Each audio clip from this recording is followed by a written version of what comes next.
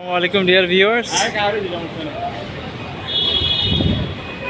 আপনারা দেখতে পাচ্ছেন আমরা টঙ্গী গাজীপুর রোডে, ঢাকা গাজীপুর রোডে টঙ্গীর কাছাকাছি ফ্লাইওভারের একটা অংশে আছি। এইখানে দীর্ঘ পথ জুড়ে যানবাহনের অচল অবস্থা সৃষ্টি হয়েছে। সম্ভবত ছাত্রদের কোটা বিরোধী যে আন্দোলন, সেটাকে কেন্দ্র করে ট্রাফিক জ্যাম সৃষ্টি হয়েছে। মানুষজন গাড়ি থেকে নেমে হেঁটে এক জায়গা থেকে আরেক জায়গায় মুভ করতে হচ্ছে। বেশিরভাগ গাড়ি এখানে ফ্লাইওভারের উপর থেমে যেতে হয়েছে।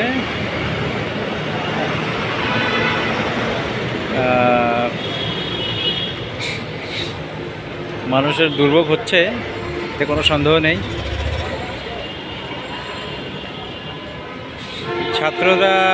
ছাত্ররা যে ব্যাপার নিয়ে শঙ্কিত, আমাদের মনে হয় যে অর্থনৈতিক যে সমস্যা চলছে বাংলাদেশে, অর্থনৈতিকভাবে বাংলাদেশ অনেক প্রেসারে আছে, অনেক সমস্যার মধ্যে আছে। মানুষের ব্যবসা, মানুষের অর্থনৈতিক কর্মকাণ্ড অনেক সমস্যার সম্মুখীন হচ্ছে। আপনার মূল্যস্ফীতি, ইনফ্লেশন অনেক হাই আগের চেয়ে। দ্রব্যমূল্যের দাম অনেক বেশি। মানুষের যে লাইফ স্ট্যান্ডার্ড, সেটা মেনটেন করা অনেক টাফ হয়ে যাচ্ছে এখন। যারা যতটুকু ইনকাম করছে, এটা তার যথেষ্ট হচ্ছে না তার পরিবারের জন্য, তার নিজের জন্য। তো এমন অবস্থায় ছাত্রদের যে সমস্যাগুলো উঠে আসছে, ওরা যে বিষয়গুলো নিয়ে শঙ্কিত,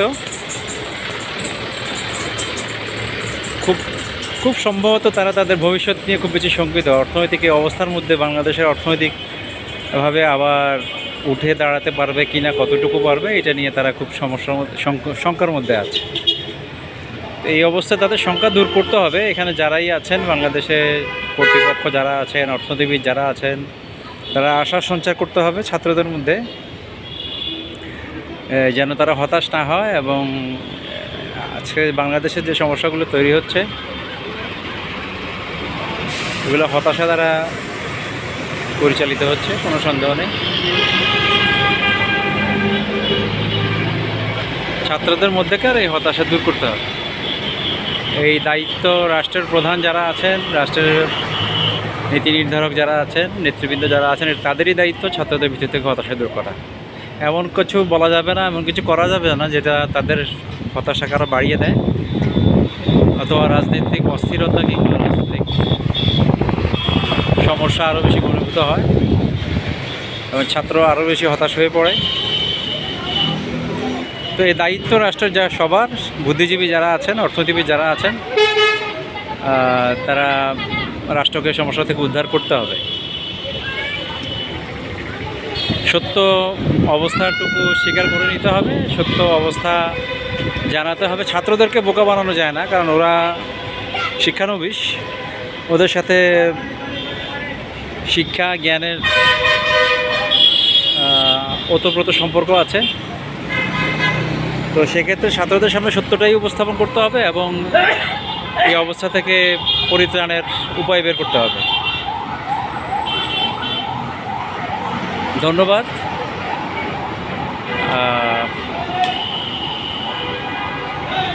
wish a good day for you all. দেশের জন্য ভালো কামনা করে আজকের জন্য এখানেই। Thank you. আসসালামু আলাইকুম।